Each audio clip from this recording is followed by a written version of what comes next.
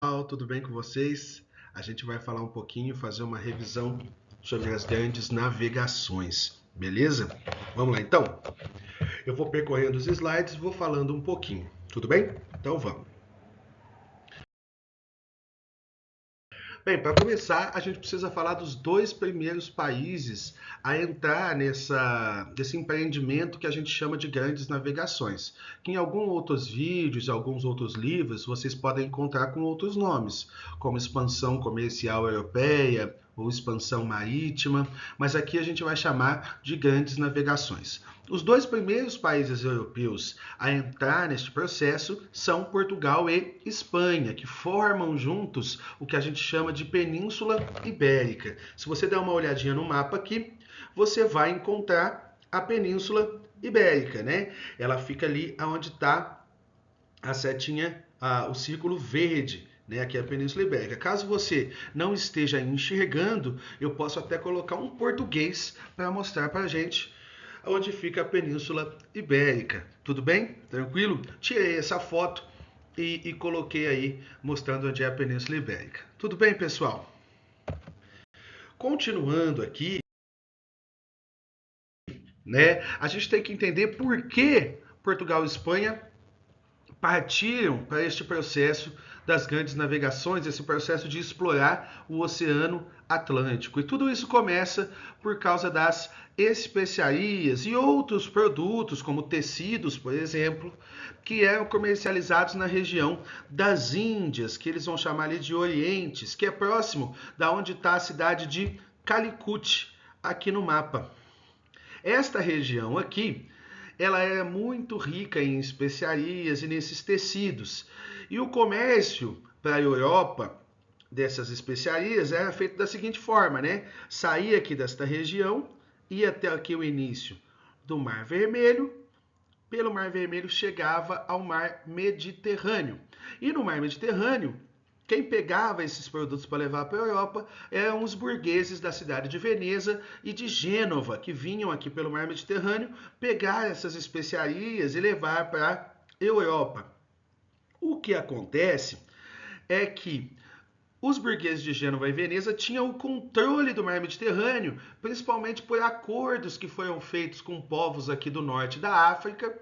E assim, outros países europeus eram obrigados a comprar esses produtos das mãos desses burgueses. E por eles serem a única opção para esses produtos, eles acabam vendendo esses produtos por um preço alto, por um preço muito caro, o que fica ruim, vamos dizer assim, para os outros europeus, já que as especiarias eram produtos muito valorizados naquele período, eram produtos muito caros naquele período. Hoje em dia, essas especiarias não são considerados produtos muito caros. A gente tem aqui a pimenta, a canela, o cravo, né? Qualquer R$ 5 você vai no supermercado e você compra esses produtos. Porém, naquela época as coisas não eram bem assim, né? Naquela época as coisas eram mais caras. Tudo bem? Tranquilo? E aí, esses produtos supervalorizados acabavam sendo vendidos por preços muito caros na Europa, eram considerados inclusive produtos de luxo na Europa.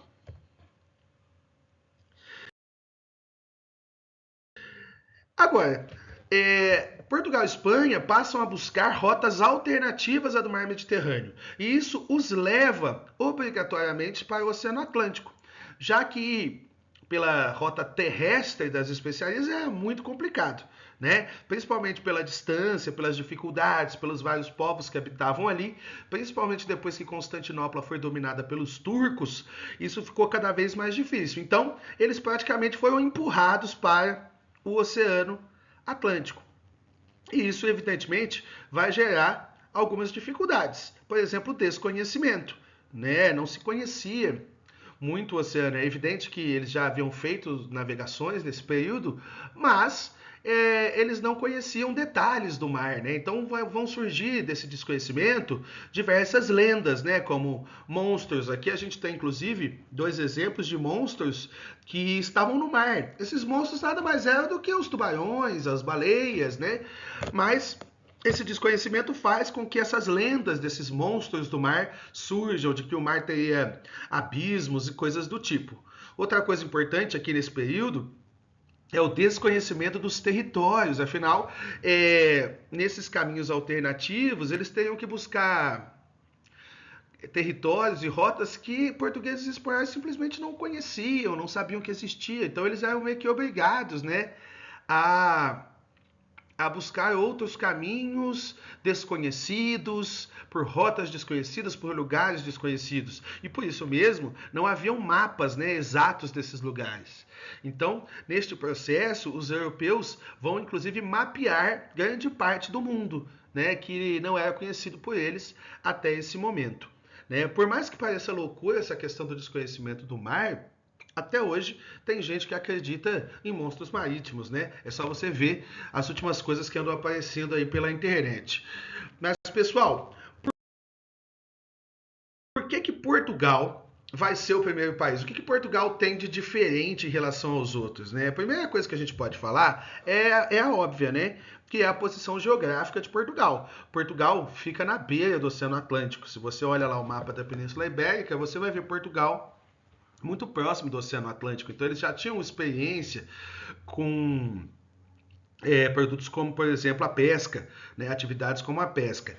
Por que Portugal é o primeiro, então? Além da localização geográfica, a gente tem o fato de Portugal ter sido o primeiro país a se centralizar. A centralização política de Portugal ocorreu antes, o que permitiu com que os portugueses conseguissem investimentos para fazer esse tipo de atividade de navegação. Um dos exemplos disso é a formação da Escola de Sagres. A Escola de Sagres foi um movimento, né, de pessoas que vão investir na navegação, em técnicas de navegação que vão permitir que se navegasse de uma forma um pouco mais segura, um pouco mais exata, um pouco mais precisa, né? Aqui a gente tem dois exemplos, a bússola, que já é bastante conhecida por todo mundo, né? Um instrumento que sempre aponta para o norte. E se você consegue saber onde é o norte, você consegue se localizar. Eu vou lembrar a vocês que no mar a gente não tem ponto de referência, a gente só tem água.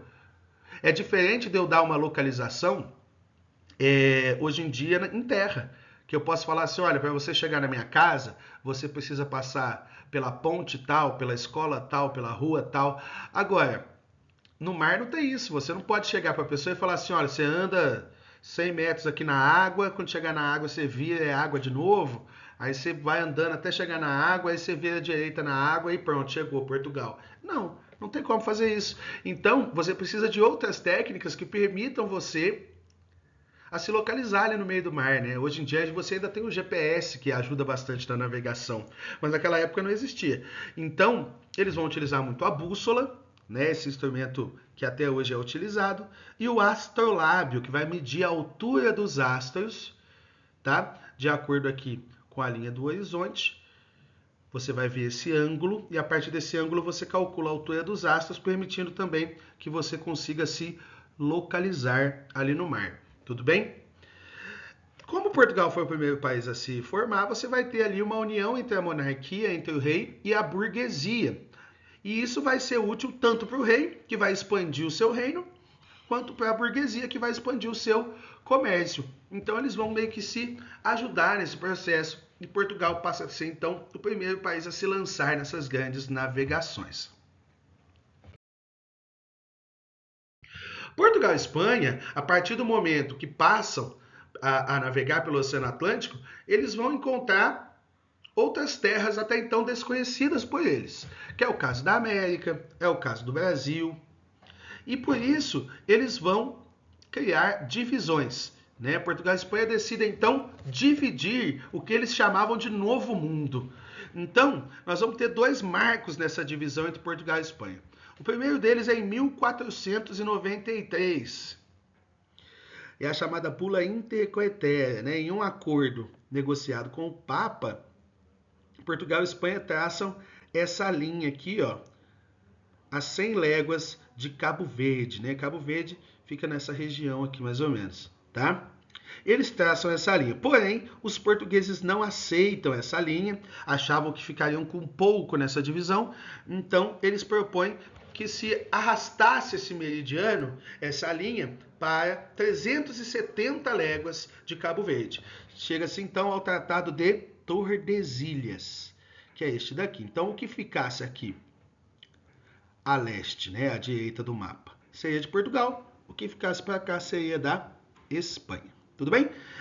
É interessante a gente perceber que Portugal não aceita esse acordo e propõe o Tratado de Tordesilhas, onde ele vai ficar com um pedaço do que hoje é o Brasil, 6 anos antes da chegada de Pedro Álvares Cabral, o que já começa a gerar algumas dúvidas, né, sobre as intenções portuguesas e qual era o conhecimento português a respeito dessas terras aqui. Interessante também a gente lembrar o seguinte, né, os portugueses espanhóis estão dividindo terras onde já haviam habitantes. A gente nunca pode esquecer que a América tinha milhões de habitantes quando chegaram os portugueses e os espanhóis, né, que dividiam terras onde já haviam habitantes. Quais são essas rotas alternativas que os europeus vão fazer, então, para tentar chegar às Índias, né, espanhóis e portugueses? Os portugueses vão ter a ideia de dar a volta pela África, tá? A gente chama essa volta pela África de périplo africano. E isso demorou bastante. Depois eu vou mostrar no mapa cada uma dessas rotas. Mas essas rotas demoraram para acontecer, né? A gente tem um marco das grandes navegações, que é a conquista de Ceuta. Ceuta fica na região onde hoje é o Marrocos, é bem próximo da Península Ibérica, mas é o início das grandes navegações. E a partir daí os portugueses começaram a ir devagarinho. Ia um pouquinho, fazia o mapa, voltava para Portugal. Ia mais um pouco pela África, fazia o mapa, voltava para Portugal. Ia mais um pouco pela África, fazia o mapa, voltava para Portugal. E assim, eles conseguem conquistar isso lá em 1498, com o navegador Vasco da Gama, que vai chegar até Calicut. Inclusive, a chegada do Vasco da Gama em Calicut, ela acaba sendo bastante violenta, né? Afinal, Vasco da Gama tenta ali, junto com seus navegadores, uma negociação, porém já ameaçando, né, os comerciantes daquela região, e eles acabam saqueando a cidade de Calicut, bombardeando a cidade de Calicut e voltando aí para Portugal com seus navios cheios de especiarias, né? Em 1500, a gente tem Pedro Álvares Cabral chegando ao Brasil, depois eu vou mostrar no mapa melhor. A Espanha fica numa situação complicada, afinal, ela não podia nem passar pelo mar Mediterrâneo, porque era controlado pelos burgueses de Gênova e Veneza. E também não podia dar a volta pela África, porque era controlado pelos portugueses. Então eles decidem dar a volta ao mundo navegando pelo Oceano Atlântico, né? Navegando para o oeste pelo Oceano Atlântico. Porém, eles acabam chegando na América, né? Com Cristóvão Colombo, lá em 1492. Essa volta pelo mundo acaba sendo concluída numa navegação comandada por Fernão de Magalhães e pelo Sebastião del Cano, né, que isso ocorre durante 3 anos. O Fernão de Magalhães acabou falecendo no meio dessas navegações, mas o Sebastião del Cano acaba assumindo a sua posição e conseguem dar essa volta, beleza? Antes de eu mostrar o mapa, eu quero só mostrar uma coisinha para vocês. É importante lembrar que Vasco da Gama, além de navegador, também dá nome ao melhor time do Brasil, né? Que é o Vasco da Gama. Vou inclusive pedir para uma pessoa mostrar aqui aonde está isso aqui no slide. Olha aí, ó, Pablo Veguete mostrando para a gente o nome do principal time do Brasil. Por esse mapa, a gente consegue perceber aonde estão as principais navegações, né? A gente vê aqui na África, na linha vermelha, o périplo africano, a conquista de Ceuta, a chegada aqui a Guiné, ao Congo. Aqui a gente vai ter o Cabo Bojador, né? Uma das grandes dificuldades nas navegações portuguesas. Inclusive, os portugueses passaram a desviar, né, o caminho. Foi assim que eles foram chegando à conclusão que existia o Brasil, tá? Desviando do Cabo Bojador. Aqui a gente tem uma história interessante, que é o Cabo da Boa Esperança, mas que antes da passagem, né, por aqui é chamado de Cabo das Tormentas, né?